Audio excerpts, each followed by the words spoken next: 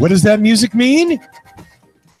That means it's time for another episode of The Tesla Life, episode 53 for May 23rd, 2018. My name is Russell Frost. I'm a little shiny today. Excuse me. All of a sudden, my lighting's gone to hell. I don't even know why. It's like, that's, why do I care? Because I'm vain. Because this is a professional production. There we go. That's a little better. I'm still a little shiny on one side, but anyway, hey, it's this week's episode of The Tesla Life. I'm Russell Frost. I get to be your host, and luckily for you, I'm not alone. This week, as always, my man in the Kitchener-Waterloo region, Mr. Mark Coughlin. Hello. Welcome to the show, everybody. And Derek from the chat room says Russell makeup. Oh, thank you. Someone powder me quick. For the love of God. It really is. All of a sudden, the camera's just gone wiggy. Like, woo, yay, thank you. Blame the camera. That's it. The hack musician always blames their gear. It's the camera's fault. And that man with no opinions on anything at all is a guy I like to call Mr. Tony Schaefer. Hey, guys. Hey, everybody. Yes, it's true. I have no opinion, assuming we've never met. On anything. Yes, indeed.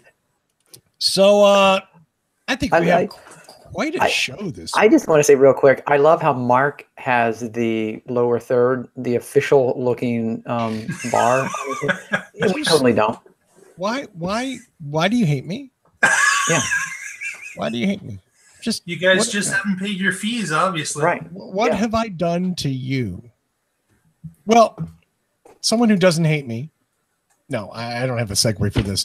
First story, Mark Coughlin, and yes, it might involve something sweet.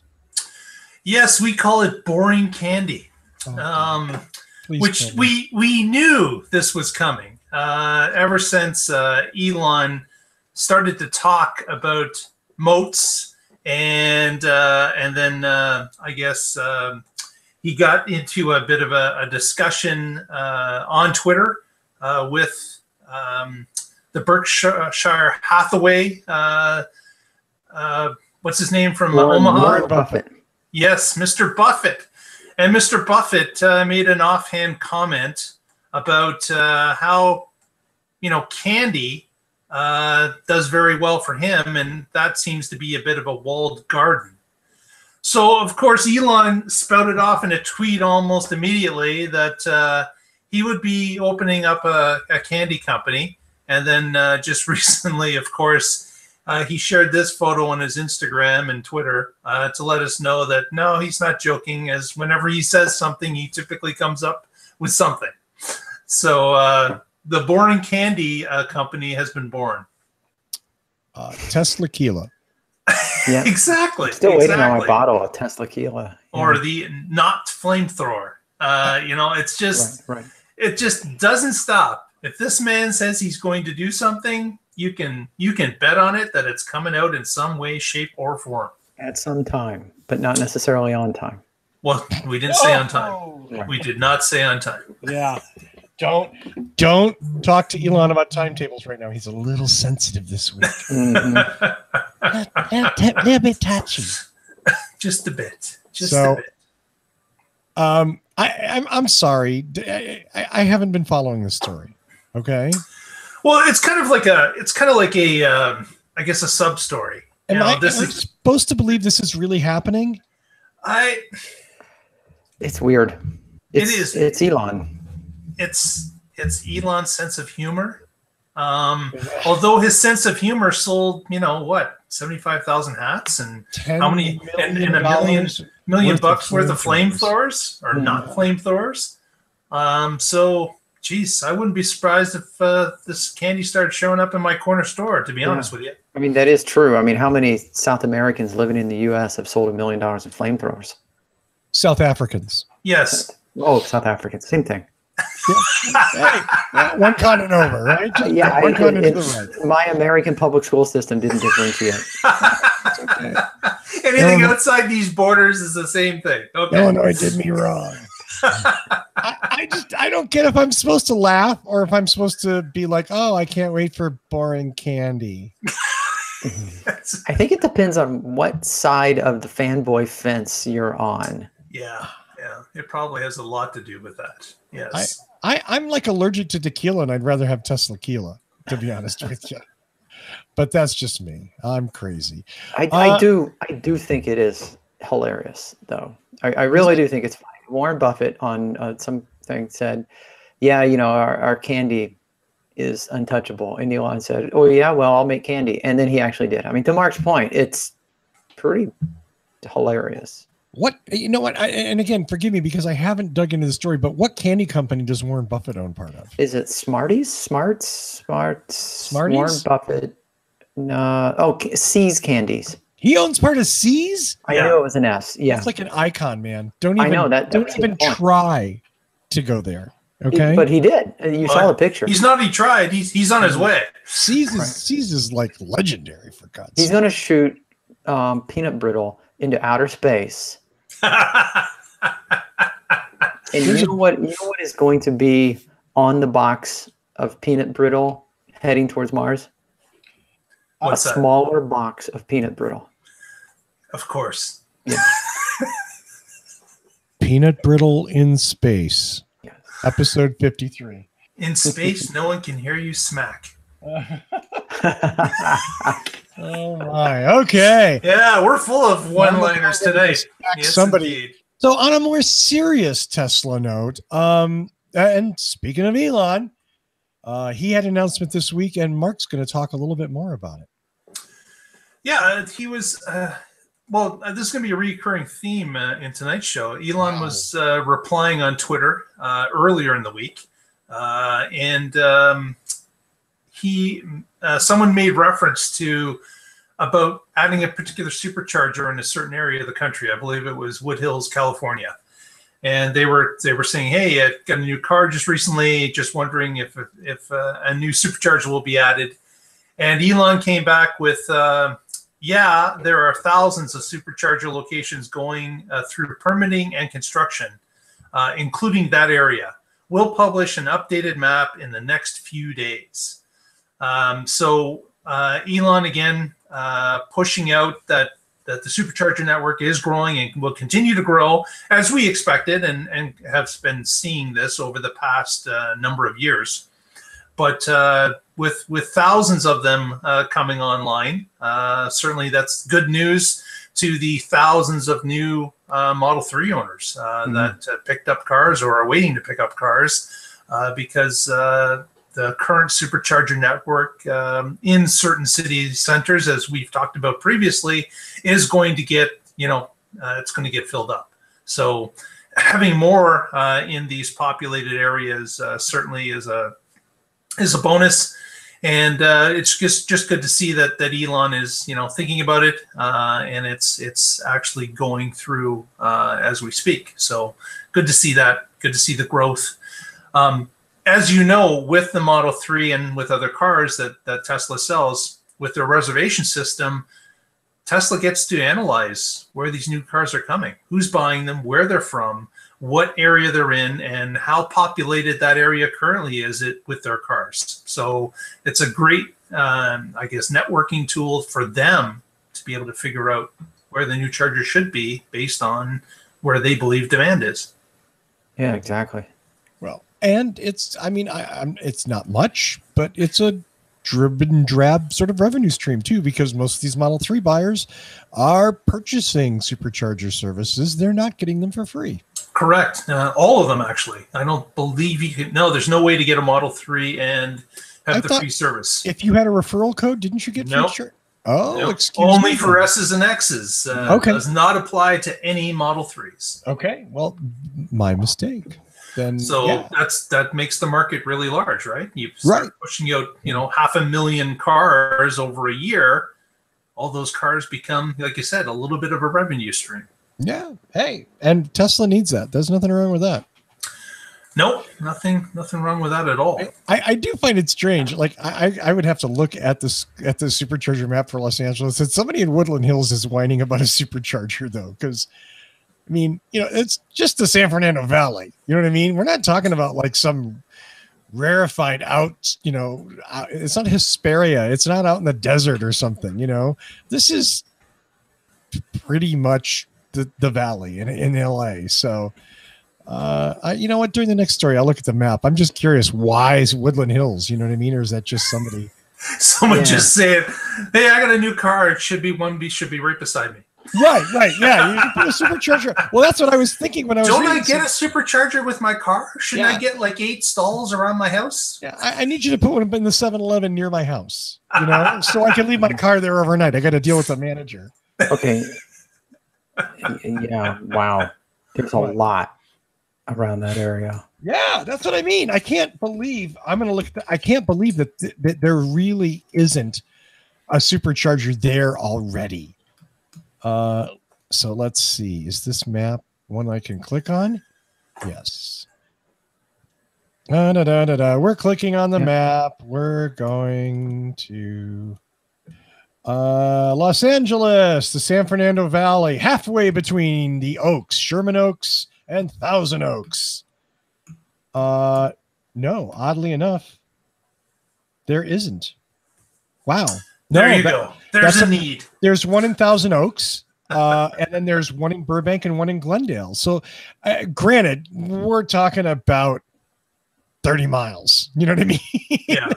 We're talking about convenience. But, that is actually not an unreasonable suggestion.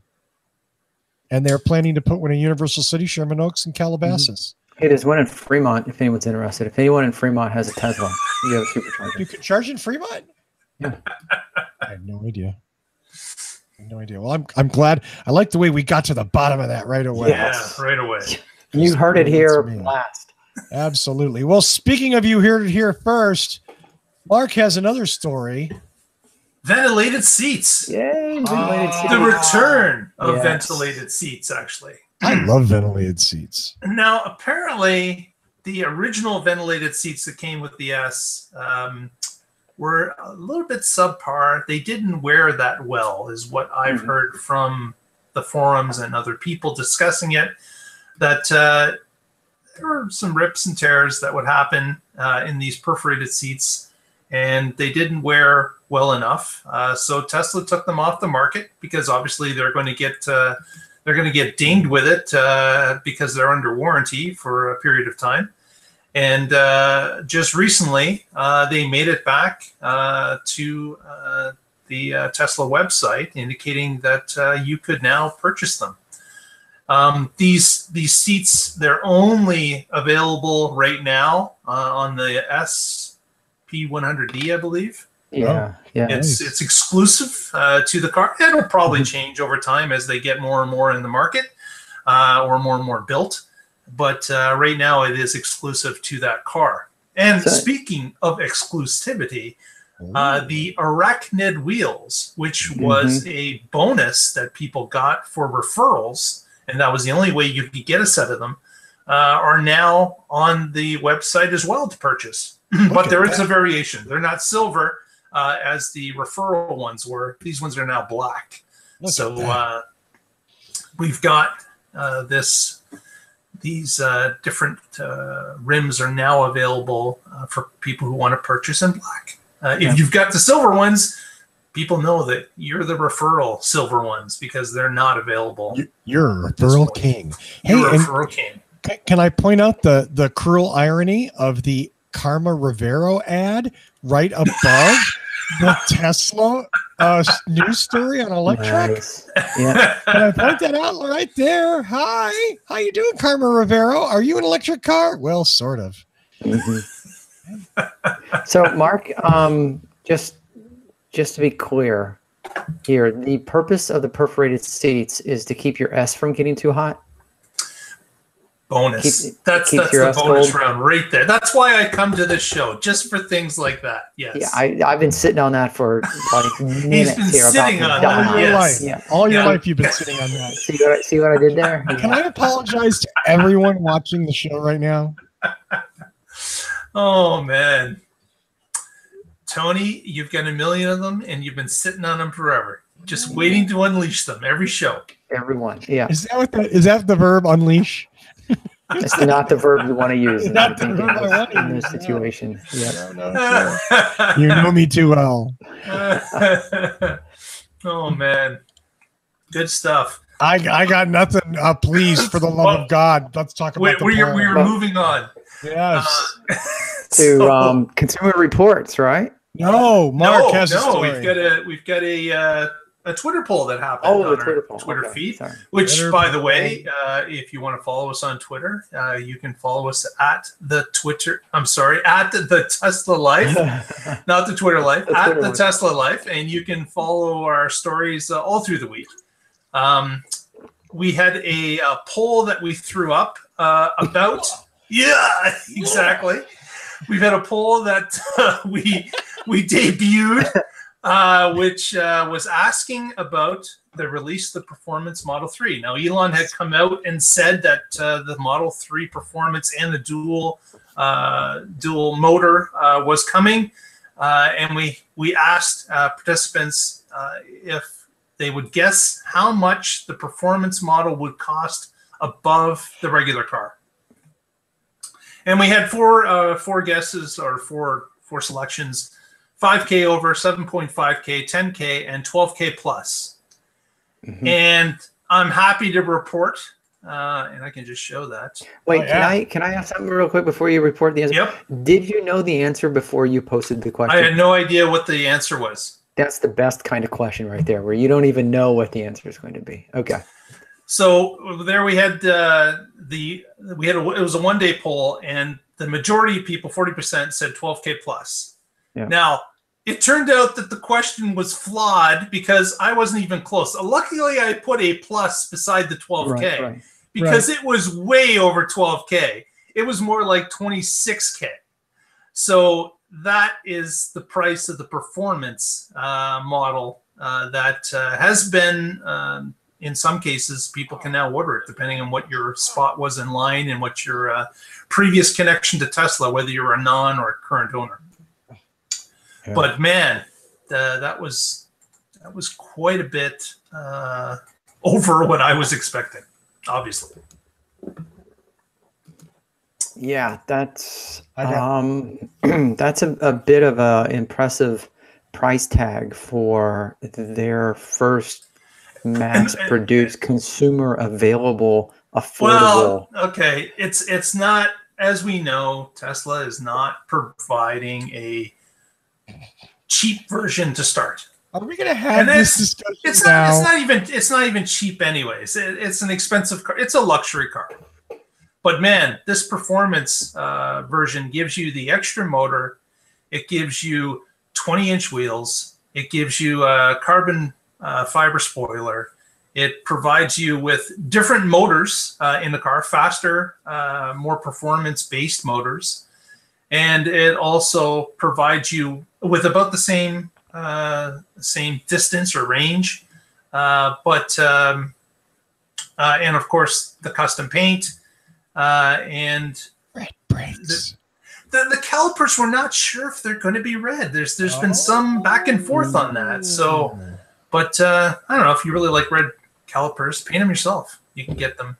You can get a $5 can of paint. I will paint your brake calipers for $100. Okay, any color you want.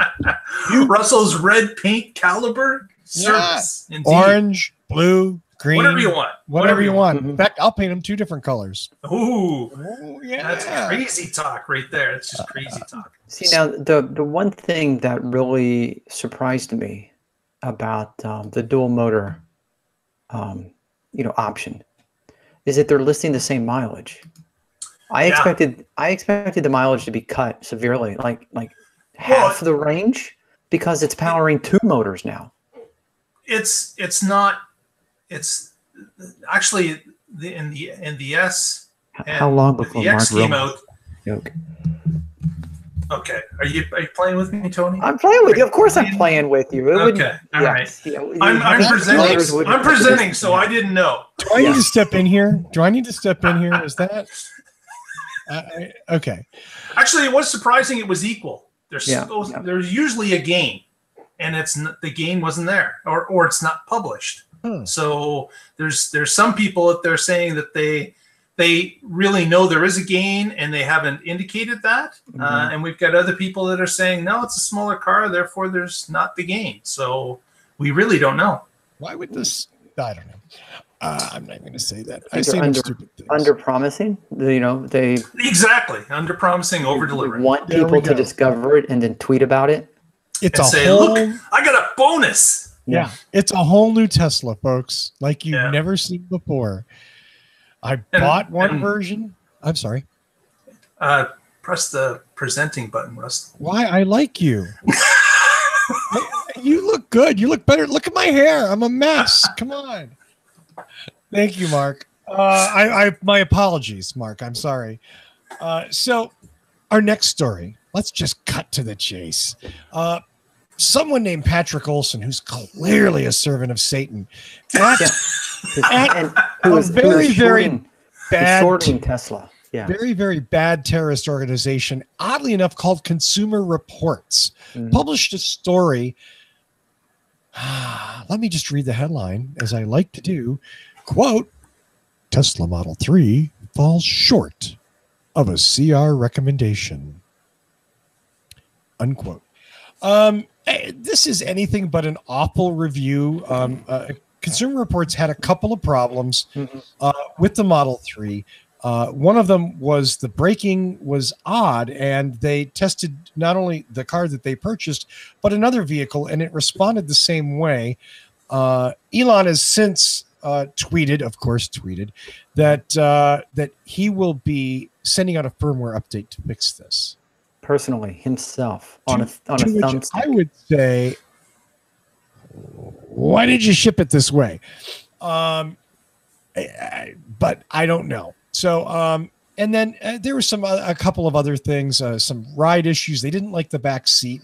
I have not sat in the back seat of the Model 3. I don't know. But basically it led Consumer Reports, an organization that lots of people look to for recommendations, to say that they could not recommend the Model 3 at this time. Since Elon has said that he's going to issue a firmware update, Consumer Reports has also said, okay, we will re-examine this issue when you do that, which all in all seems exceptionally fair and even-handed.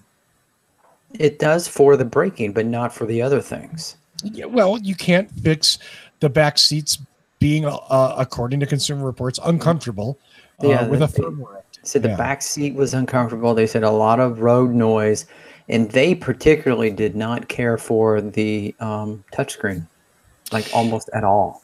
It's certainly going to be a polarizing issue with a lot of people.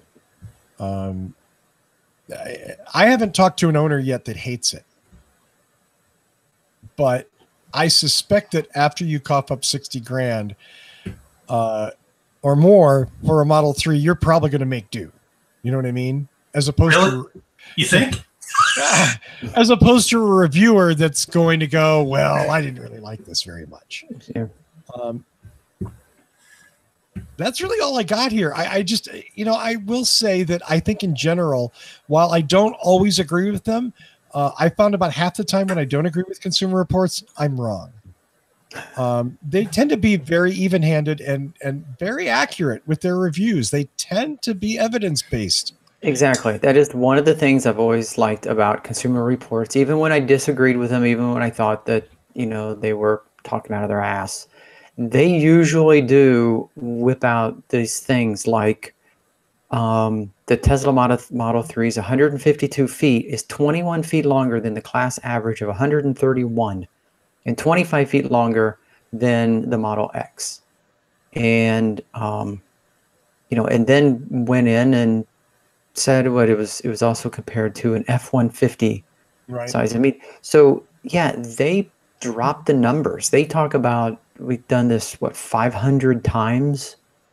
We've done it on more than 500 vehicles, and they drive the cars for a mile between tests to make sure the brakes don't overheat. And they let them cool overnight in between testing sessions. And even their testing track is regulated for friction to ensure consistent stopping surfaces. I mean, so yeah, they are very fact-based on most of their stuff. They do sometimes seem to provide opinions that I question. But obviously they did come up with some specifics for the car that were, alarming or were worrisome, because Elon responded immediately about this possible over-the-air break fix to the firmware. Like, it's something that it's kind of weird. As Russell said, why would you ship it that way? Or is it a case of some cars were shipped that way, unknown that they went out? Maybe a batch, maybe a number of them. But man, that is kind of weird. And Tesla, of course, they pride themselves on the safety factor. They fly the safety flag all the time. And to have a car that stops in less than optimal is, kind of surprising. So yeah, I was reading this, and they say 0 to 60 in 5.3 seconds, and then I'm thinking, and 60 to 0, hopefully in enough time. I had to go there, didn't you? Well, yes, because we've talked many times. Why do people still have 0 to 60 parameters? Why is that still a thing? 0 to 60 is less important to most people than 60 to 0. Well, I don't know. I guess we could argue that. I'm not personally in one. I mean, like, I get the importance of braking. And the unimportance of acceleration, but guess what sells more cars? I know, but we've had this discussion, but it's still just really stupid. Yeah, no argument. But this is one of the main selling points for Tesla vehicles, and it's one of the strengths of electric vehicles. I mean, let's be realistic. Electric vehicles perform really, really well in that 0 to 60 range. That where gas vehicles don't, because of the propulsion system. Yep. So that instant torque. Yeah. I mean, this is one of the strengths of electric vehicles. So yeah, I mean, the 0 to 60 thing is important. I hope that this information from Consumer Reports is taken in by somebody in Fremont and looked at seriously, and maybe they make some adjustments. Yeah, I think they will. Based on the response already, I would say that it's taken by a number of people, including the top dog. Yeah. Including the Candyman. The Candyman. Yes. I do want to highlight that consumers, they sort of buried down in the third to last paragraph the 350 miles on a single charge.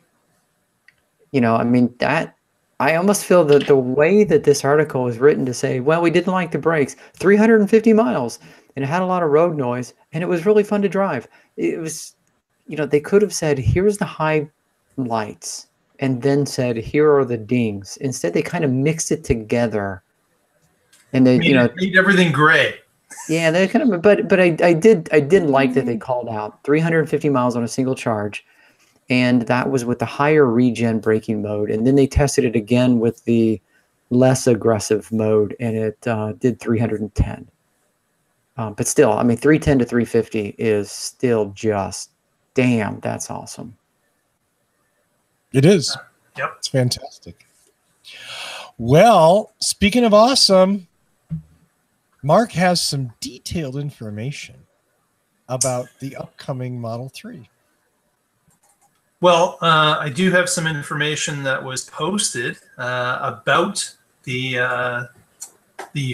now faster dual motor Model 3, and of course the performance version. We've touched on this already, but again, just for to recap, the Model 3 dual motor all-wheel drive range is stated at 310 miles, 0 to 60 in 4.5 seconds.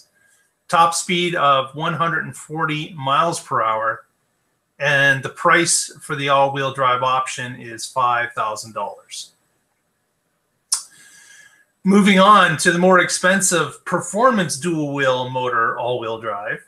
Again, same range, 310 miles, 0 to 60 wait for it, 3.5 seconds.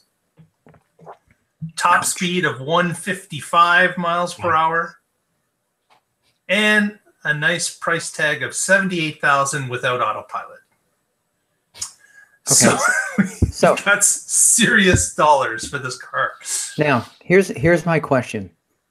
Are these prices in addition to the base model? These prices are the base. No, these are included. So it's so the first the door. So the first car is $5,000. I mean, I'll run out and buy a $5,000 all-wheel drive car right now. No, okay. So they have it broken up differently for both. Yeah. So the all-wheel drive is $5,000 extra, and the performance version is $78,000 total. Extra. Look, you can't make fun of Consumer Reports if you read any of Fred Lambert's stories. Okay, you just can't. I'm sorry. Yeah, it's kind of a backwards scenario. That was me making fun of Fred Lambert. For those of you that didn't get that. Yeah. So yeah, 78 grand is Model S territory. It is. Yeah, it is. And that was speculated upon long ago, where people were saying that, the price difference was going to be in options. And you start adding those options on and you get up to a Model S level, 78,000 is pretty well close to a Model S. Like if you're going to drop $78,000, you might as well buy an established, larger Model S. I would. Because there's other factors. There's other factors like, do you want a larger car? Does a large car fit in your garage? Do you like the sportiness of a smaller car? Is it more agile? So there are different uses for it. But someone buying a mid-sized car or a large car or a compact, there's reasons besides the cost. Let me try and interpret Tony's confusion here, if I may. If I may, Mr. Who's confused? Am I confused? Oh, not confused. You said that. Well, but I mean, I think we're used to the Model 3. It's it's the quote-unquote entry-level car. Mm-hmm. We're used to that being cheaper than the premium, slightly larger vehicle. And the confusion sort of that's taking place, that sort of cognitive dissonance, is that it turns out the Model 3 is easily in that Model S range in some ways. Now, we're talking about an upper-end Model 3 versus an entry-level Model S. Yeah. Not comparing apples to apples there. But there is some crossover, right? I mean, this is like the classic, Ford versus Lincoln, Toyota versus Lexus. Do I want the Avalon or do I want the GS or the ES? You know what I mean? Like, did I just speak French? I'm sorry. Something like French. Sorry. At least Mr. Diete Pepsi could have backed me up there. Thanks, Mark. Yeah. I thought you were doing fun on your own. So thank you. Yeah. So I'm just gonna oh no, that's not what I wanted. Don't do that. I went to Tesla.com. I clicked on shop because I wanted to price out different Model S's. Yeah, use a couple of shirts. Instead, I got shirts. Yeah, I could use a couple of shirts. 2 X's, please. And not the crappy gray polo. Oh, I'm sorry. We have the next story is totally related to this and really dovetails into it. So, Mark, why don't you start talking about that? And the next 2 stories are just going to kind of meld all together. Yeah, it's. We were talking before the show started about what we've seen Elon been doing this week, and he seems to be on Twitter an awful lot. There was kind of radio silence for a week or so previous, but man, this week he has really opened up, and he's talking about all sorts of stuff. He's just taking in questions. He's asking polling of people. Like one of the tweets he put out recently was, hey, we're going to add a game to the Model S, X, and 3. What you feel would be a good use of the center screen, right, to make this game fun? And it's like he's taking in all these different requests. People are asking, they were started with, the normal things of when will this be released, or how come you're making the more expensive car over the cheaper car? And, he he was answering all these questions, and actually, the answers were fine. He was letting people know why you make an expensive car first, and then roll out the less expensive car once you've got the volume of the factory up that can allow you to make a profit margin on the cheaper car. So he's been going on, and this has been going on now for, man, it's got to be 4 days, maybe a little bit longer. That he is connecting with the Tesla community through Twitter. And if you're not on Twitter, get on it. It's amusing to watch and see the different tweets that are coming back and forth.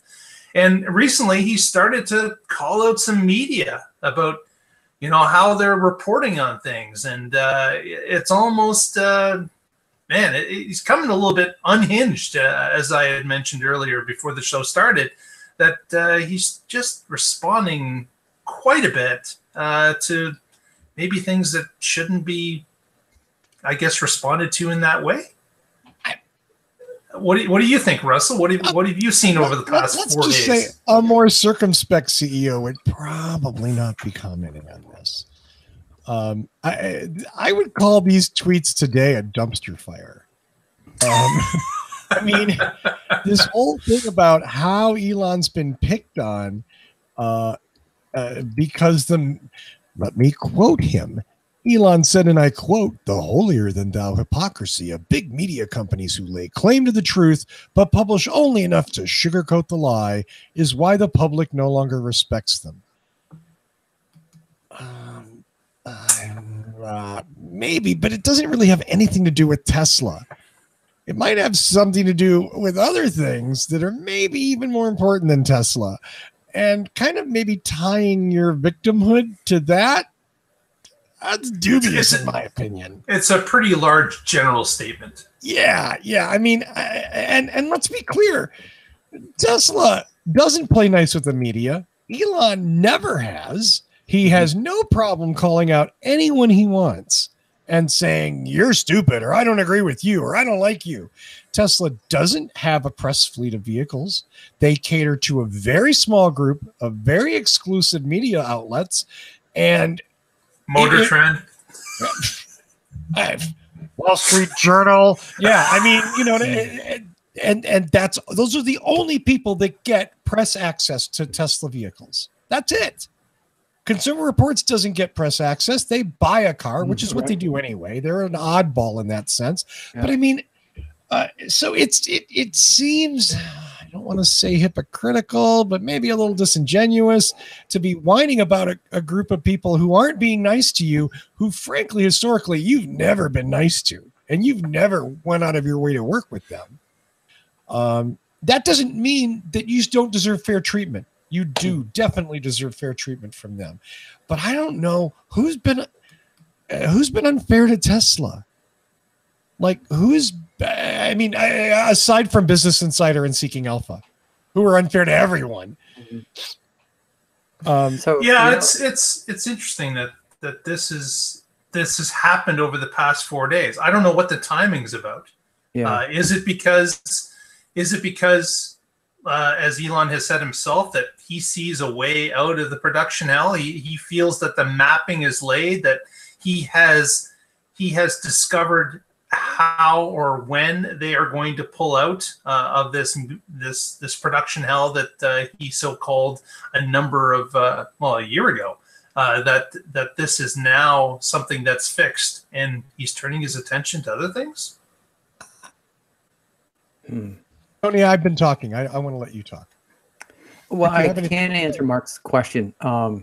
Sorry, but this is what I was thinking the whole time when I was reading this, and he was talking about the press and bad coverage. First thing that popped in my mind was there was a guy who did a very similar thing about controlling who had access to him, who had access to the product, and who was allowed to write articles.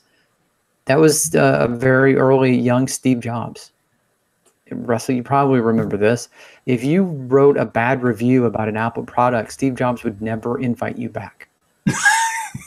Never. That was no doubt. Steve could nurse a grudge. There was no doubt about that. He had a huge grudge and a long memory. And the same thing with, I don't remember the person's name, but the person who ran his PR was the same thing. I mean, and what a surprise, was famous for just banning people and getting rid of them. But is that something you want to emulate?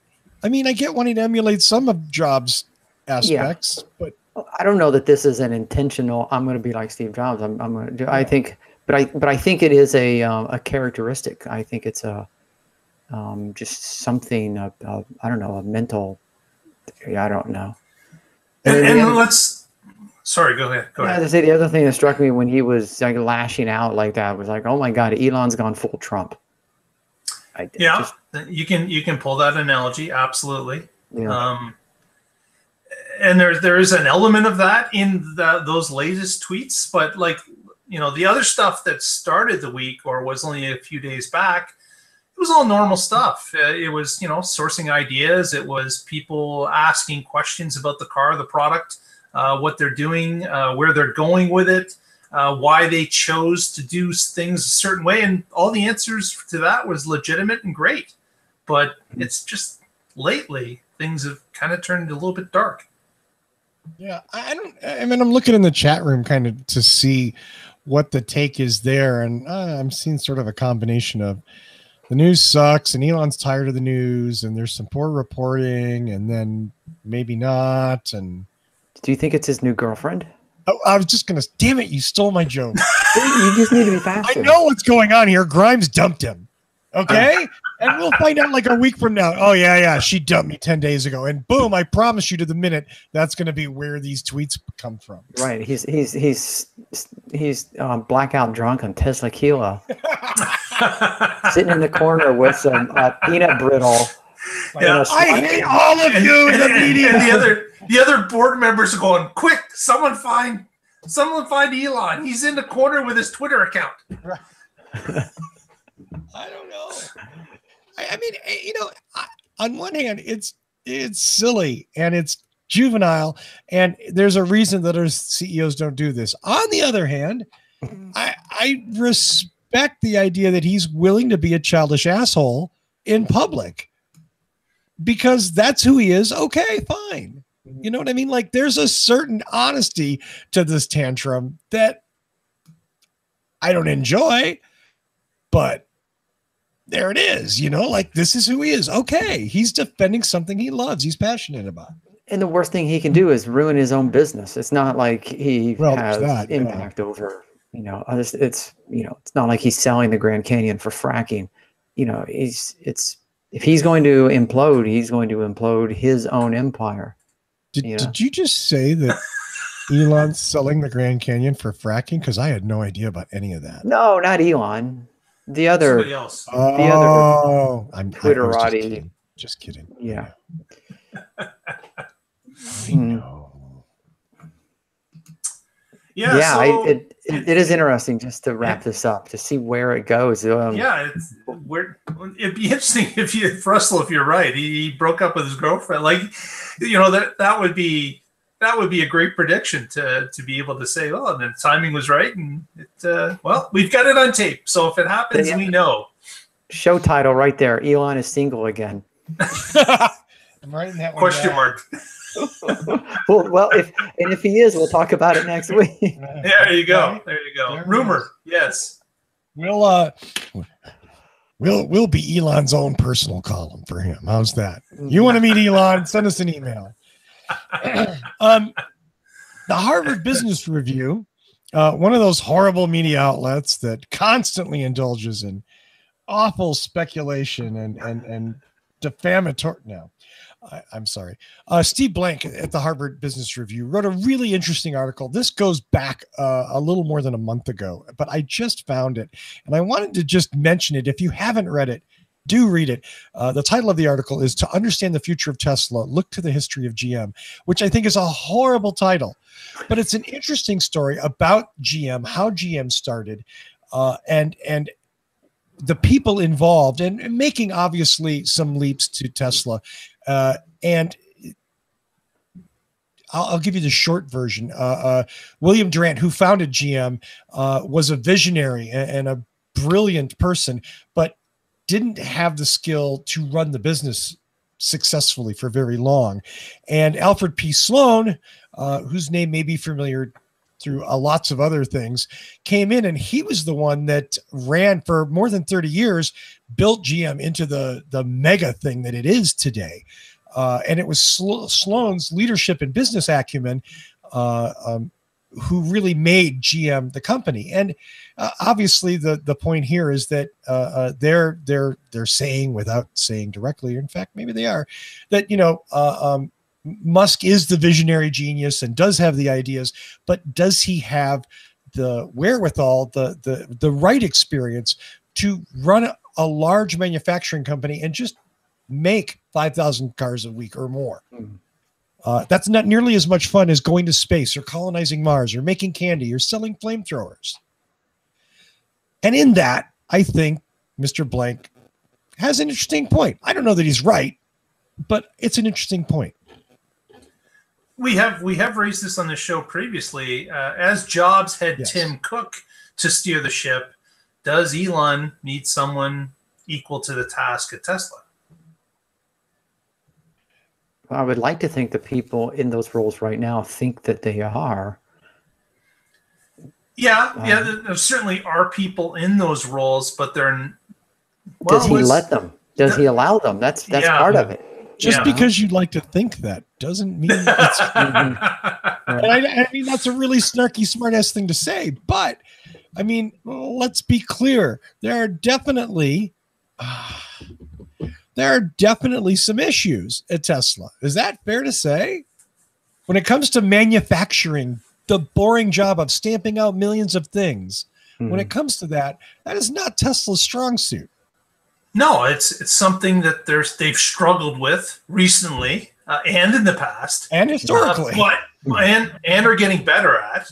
But it's something that they have struggled through. Absolutely. Yeah. But certainly they've cleared a number of those hurdles, and it does get better as time goes along. But yes, they have had issues.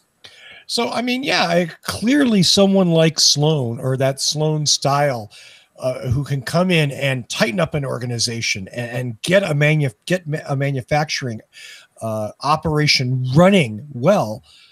If that person was there already, I leave the rest for you, the viewer or listener, to finish, because they're probably not there. Subliminal. or and like I said, or maybe Elon is tying their hands. I don't know. Yeah, if you step too much out of the line, you're not there anymore.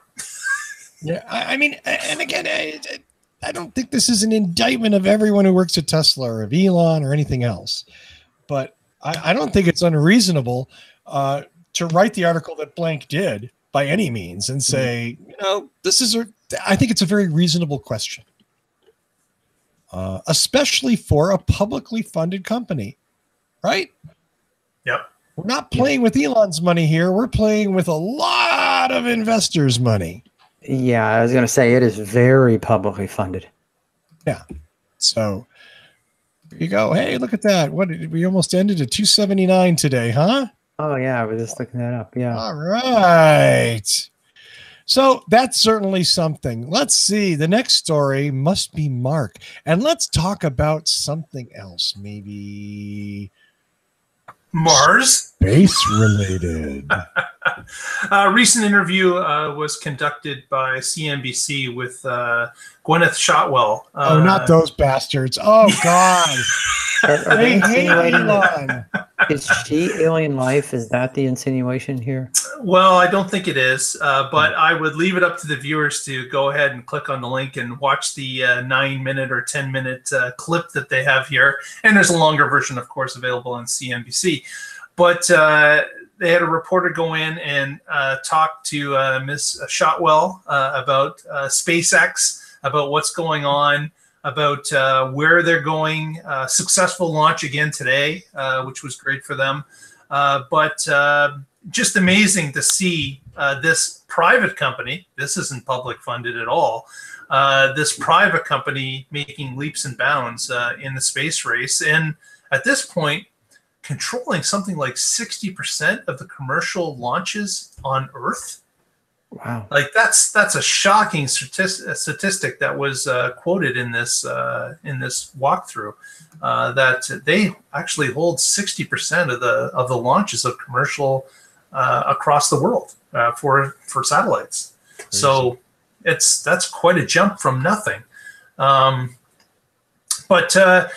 interesting interview talking about as it relates to Tesla, that constellation of low Earth satellites came up again, and how Tesla may be utilizing it as their internet connection, as their mapping pull, as their ability to devise services for the people that own Teslas. So, and certainly Ms. Shotwell didn't make any too much of a I guess showing her hand of what they were thinking, but said, "No, those things are certainly possible," and just moved on to the next question. So interesting to see that answer and how the question was asked. But I certainly, anybody that has interest in space at all, a great video to watch to see what's been going on for SpaceX recently, and where they see it going. They even touch on Mars. They touch on of course, the BFR. Yeah. Oh, which yeah. Of course stands for Big Falcon Rocket. Yeah. Big Falcon rocket. So that was touched on about where they are with testing, and of course when they believe they're going to start launching for that in the next few years. So interesting stuff. Watch it and see what's been going on. The Big Falcon rocket. Yeah, as an homage to Dr. Falcon in the movie War Games, I believe. Of course it is. Yes. Of course it is, Tony Schaefer. Well, do I even, am I doing a show here? I have no idea. Yeah, you're pressing the screen share button. No, that's you, my friend. We're good. Okay. Yeah, absolutely. Mark has what will almost certainly prove not to be the final story of the night, but it's the final story I have listed. So I'm going to play the Patsy and go, Mark, give us the final news story of the day. And I don't have it.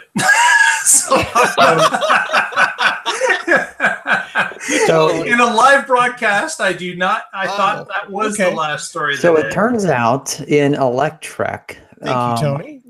Fred Lambert posted an article that was looking at segments. Every month we look at EV sales and things, and we've talked about over the last long while about how Tesla is stealing market share from other cars and other cars in their segment. So Fred Lambert compared the Model 3 to the Mercedes C-Class, the BMW 3 Series, the Lexus ES, and the Infiniti Q50. So none of these cars have a majority, or you know what I mean, one off. But do you want to guess what the market share of the Model 3 is right now? Don't even want to guess. No. Okay. I'll let you run with that. They have 14.3% market share right now. The second is the Mercedes C-Class with 12.7%, and the BMW 3 Series at 12.5%. So, of course, what that means is people who can afford to buy those cars, people who might have previously purchased those cars, are actually buying Model 3s instead. Or they could be, of course, people that have just raised the bar that much more, maybe extended themselves just because they want that Tesla. Maybe, yeah. That's a good point. But that's part of it. That's part of it. Yeah. Yeah. So, I'm sorry. Go ahead, Tony. No, go ahead. I have to queue up this picture. So no sweat. So before I completely eviscerate Mr. Lambert, damn. Here's the sort of deceptive part of this. Forgive me for being the naysayer today. California New Car Dealers Association, the CNCDA, right? These numbers apply just to California. These are not national numbers. So what we're comparing is Tesla's national sales to, for instance, BMW's California sales. BMW's national sales of the 3 Series are almost double that. But isn't it also true in the article? It indicates it's tracked on registrations in California. That's a very good question. I'm trying to find that. Because, of course, Tesla's not publishing any numbers, and it's in between months. So they're pulling from registrations in California. Where are they getting the data for that? Like the DMV? I have no idea where they're getting registration numbers. Right. And I'm just looking at carsalesbase.com, looking at April of 2018, BMW 3 Series, just over 6,000. Which is almost twice of what is posted in registrations. Yeah. Yeah. So, I'm not. So what does this mean? I think no one with any sense of this argues that Tesla's been dinging the market share of people like Mercedes and BMW. Yeah. Fair enough. Fair enough. Anybody on this very confrontational, argumentative show want to argue that? Because I totally agree with that. Tesla's been eating their lunch in some cases, but I don't know that Tesla's outselling them. I mean, maybe they are, but it's early to say. Right. It's early to say. This is a bit of anecdotal information that has come through, and people are maybe asserting too much into this at this point. But like you said, Tesla's certainly there, and they're taking some of the market share to themselves.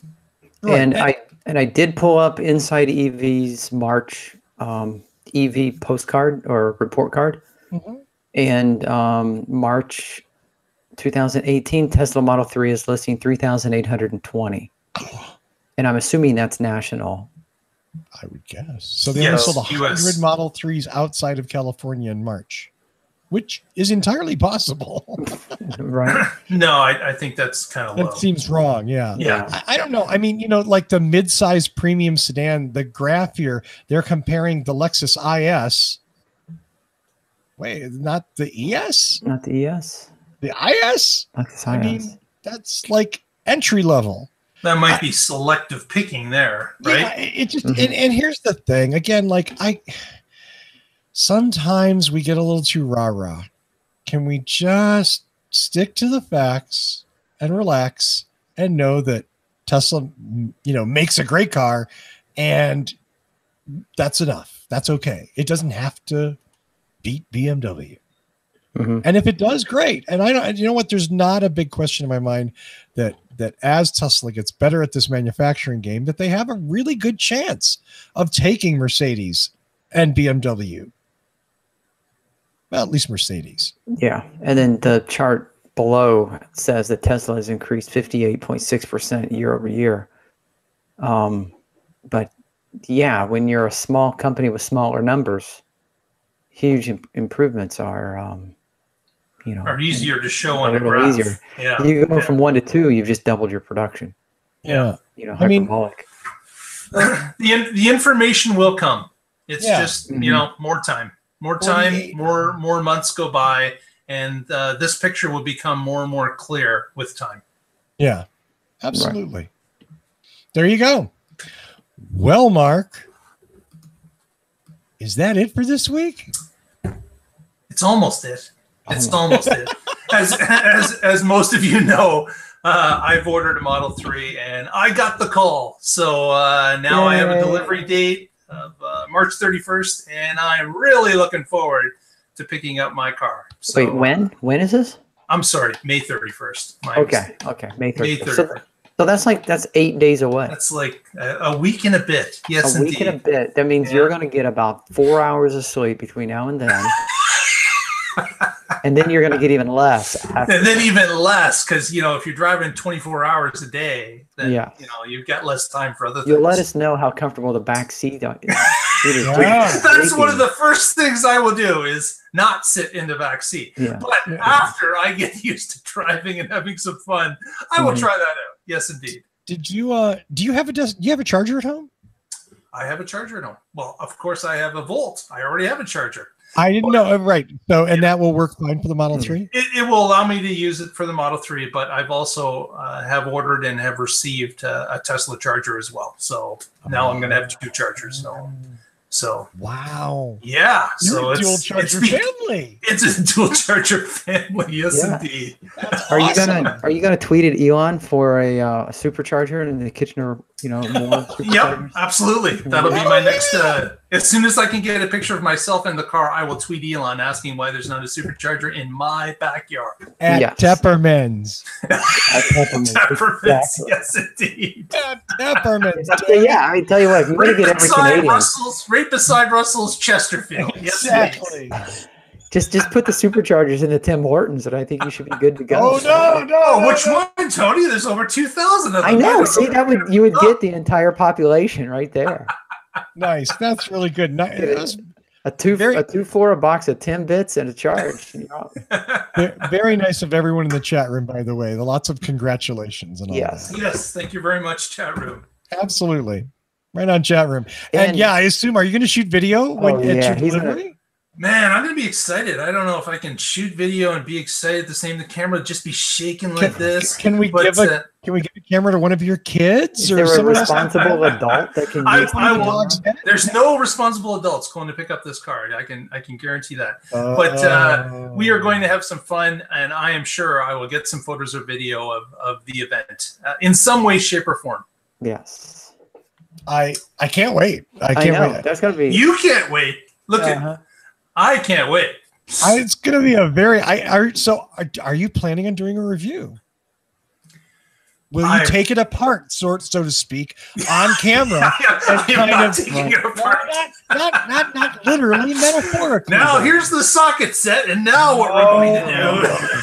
But will you the body panels fit well here, the paint matches here? I certainly have a checklist that I have sourced. And I will do that type of thing to see what it's all about.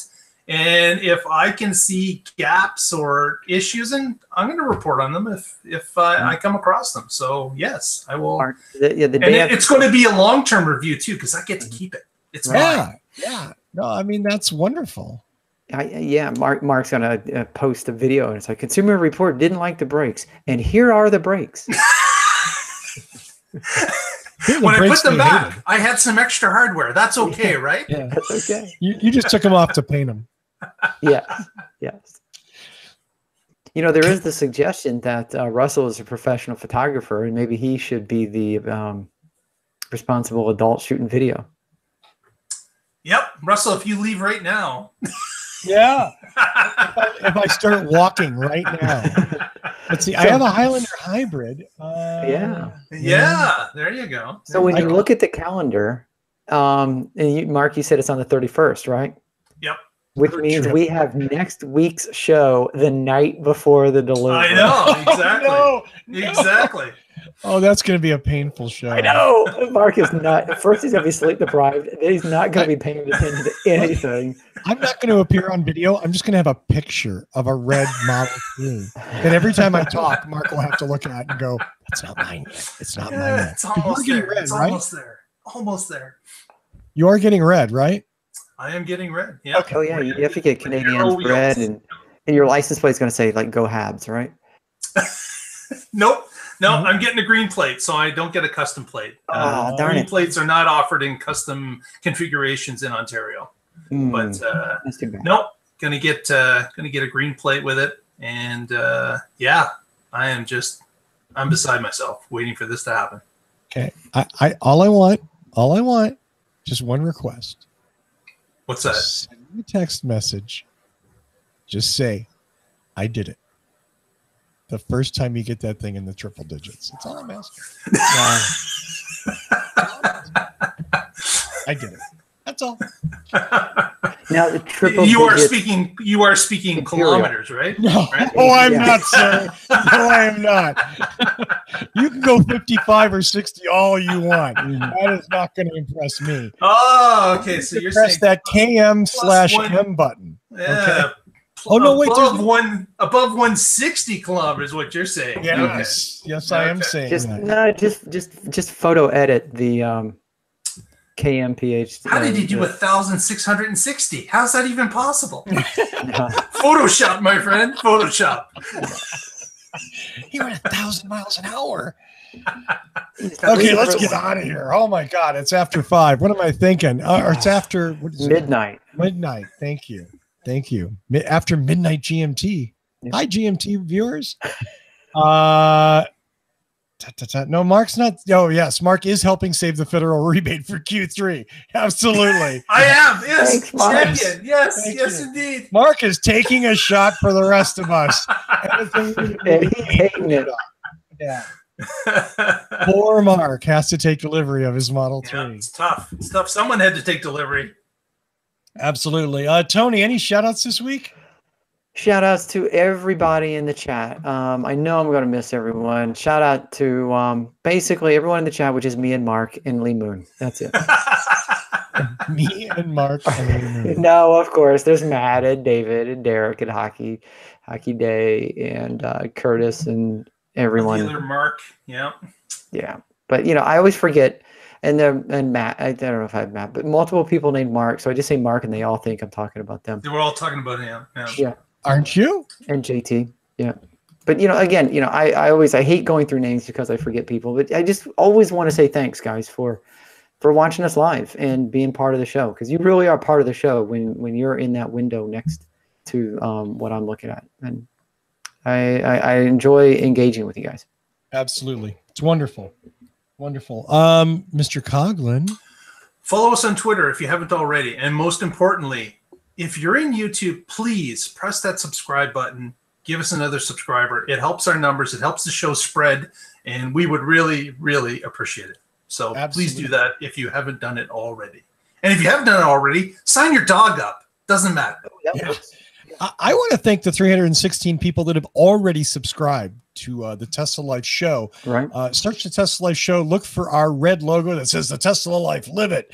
And do hit that subscribe button because that is super important. It doesn't cost you anything and it does help the show considerably. So if you want to support the show, subscribe on YouTube, get your friends, get your pets, get your dead relatives to subscribe.